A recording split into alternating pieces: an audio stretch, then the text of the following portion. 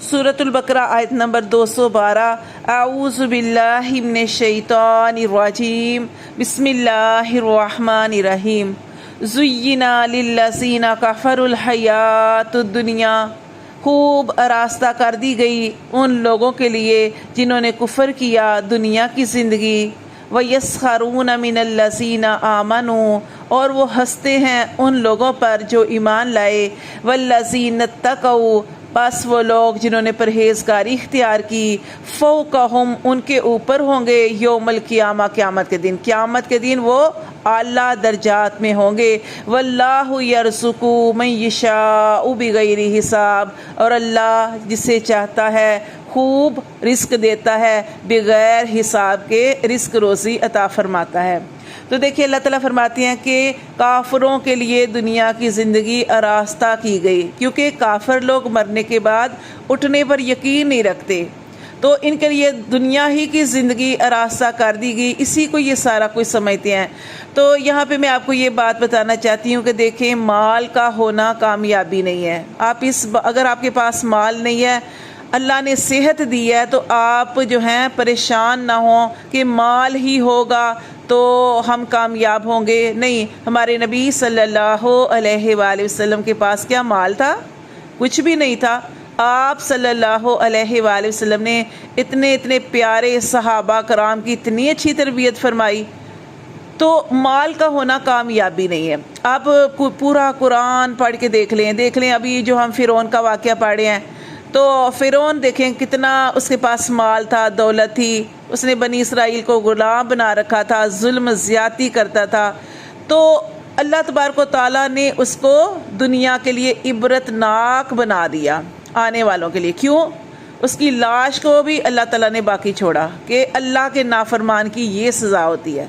और इसी तरह आप देख लें, नमरूद को देख लें, कितना मालो दौलत था उसके पास, लेकिन अल्लाह तबारक व तआला ने उसकी हलाकत कैसे की कि एक छोटी सी चीज़ मच्छर, उसके ज़रिए अल्लाह तबारक व तआला ने वही जो मच्छर था उसके लिए हलाकत का ज़रिया बन गया। इसी तरह आप क़ारून को देख लें। कुरान के अंदर आप क़ारून का वाक़या पढ़ेंगे कि क़ारून इतना ज़्यादा मालो दौलत था उसके पास कि कुरान मजीद के अंदर आता है कि इतनी बड़ी भारी जमात उसके ख़जानों की चाबियां लेके निकलती थी, वो उठाती थी उसके ख़जानों की चाबियां। और एक दिन वो बड़े तकब्बुर से निकला और उसके पीछे उसकी बड़ी जमात थी।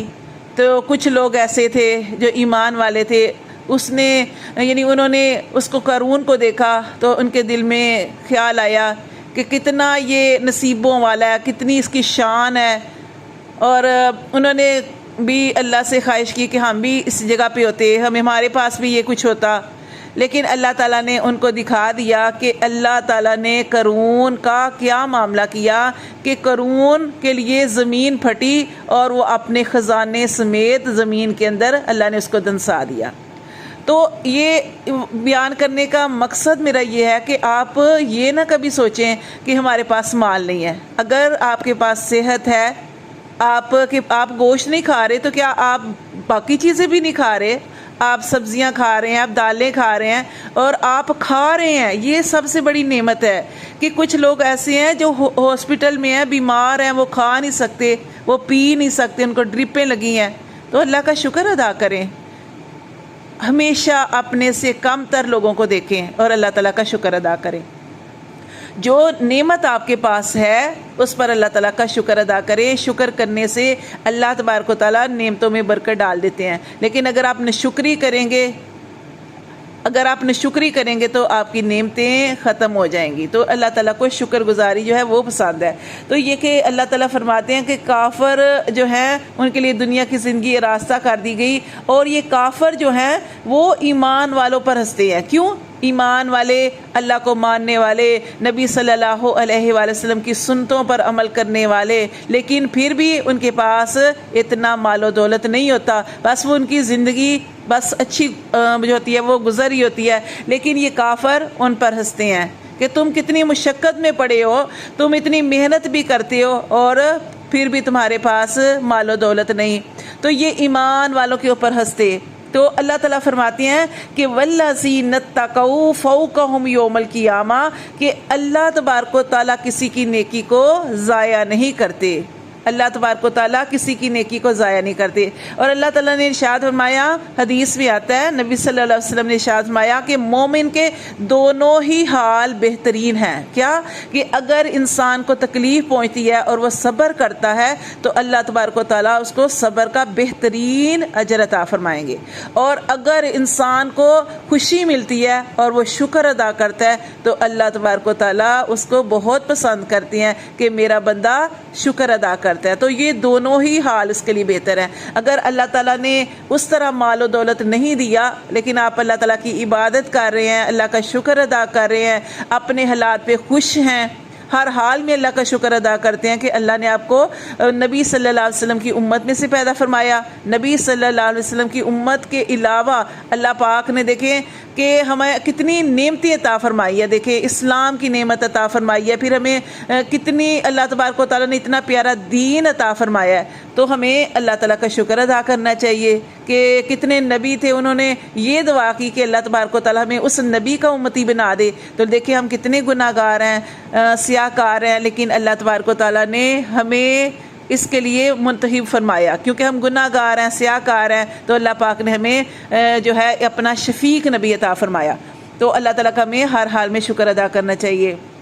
تو اللہ تعالیٰ فرماتے ہیں کہ وہ لوگ جو اللہ کے حکموں کو مانتے ہیں، جنہوں نے پرہیزگاری کی، وہ قیامت والے دن جو ہیں وہ اعلیٰ درجوں پر ہوں گے۔ اس وقت کافر ان کو دیکھیں گے اور ان کو پتہ چل جائے گا کہ یہی لوگ حق پہ تھے۔ تو اللہ فرماتے ہیں کہ واللہ یرزق من یشاء، اور اللہ ہی ہے جو رزق دیتا ہے من یشاء، جسے چاہتا ہے، بغیر حساب کے۔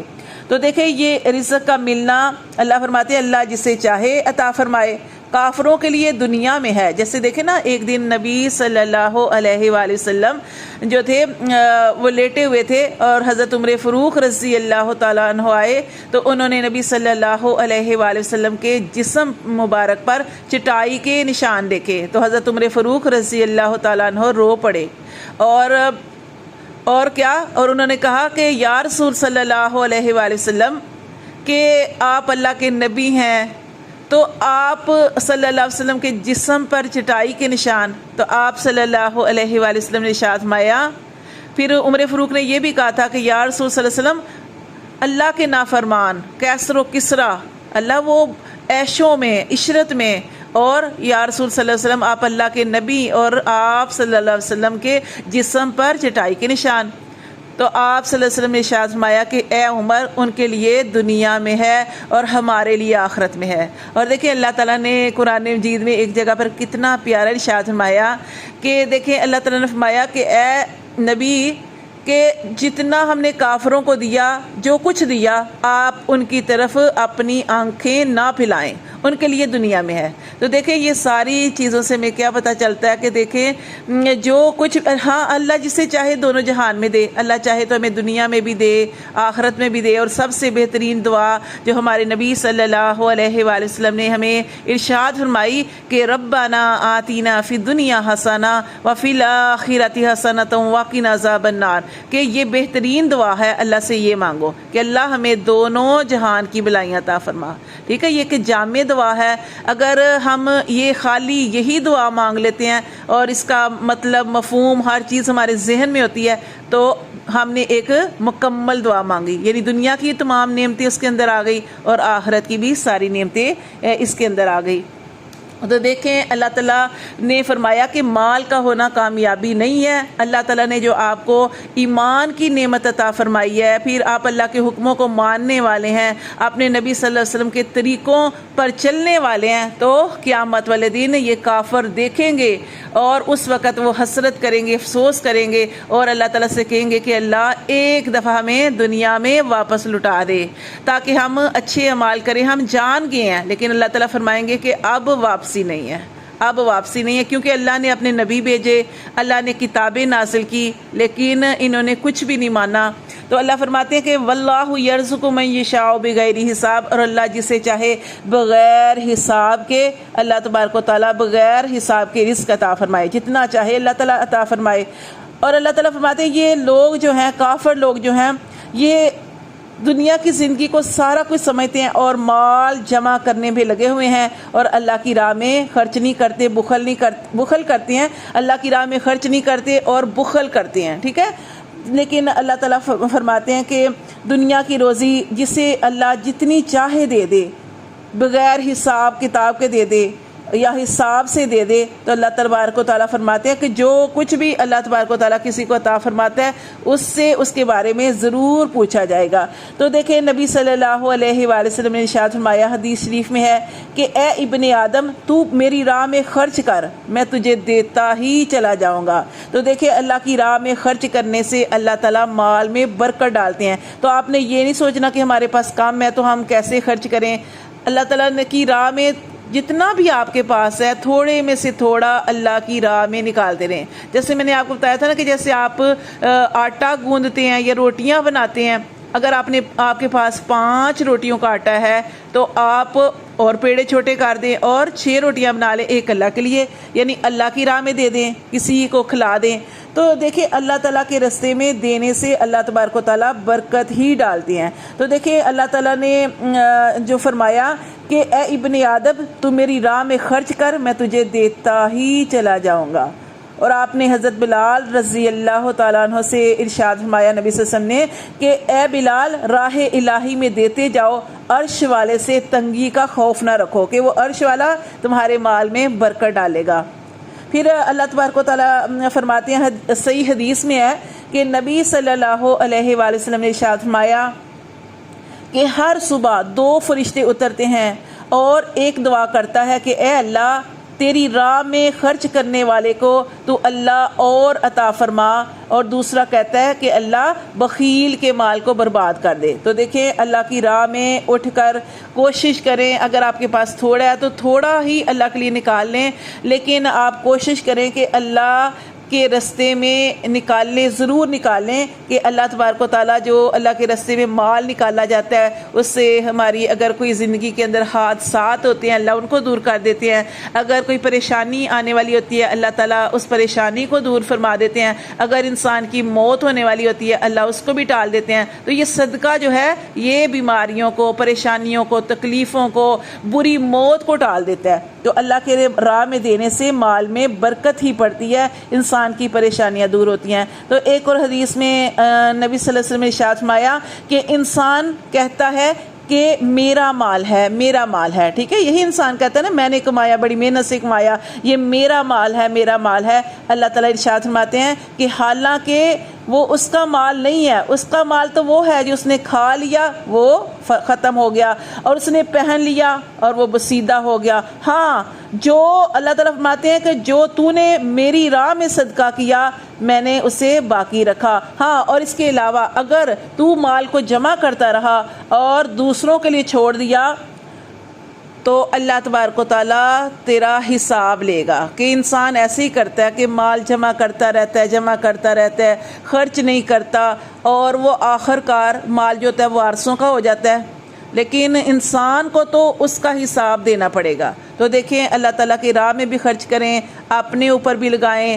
تو اللہ تبارک و تعالیٰ غریبوں کو بھی دیں، جہاں پہ خرچ کرنے کی ضرورت ہے تو وہاں پہ ضرور خرچ کریں، اللہ تبارک و تعالیٰ مال میں برکت عطا فرماتے ہیں۔ تو اللہ تعالیٰ سے یہی دعا کرنی چاہیے کہ اللہ ہمیں دونوں جہان میں بھلائیاں عطا فرما۔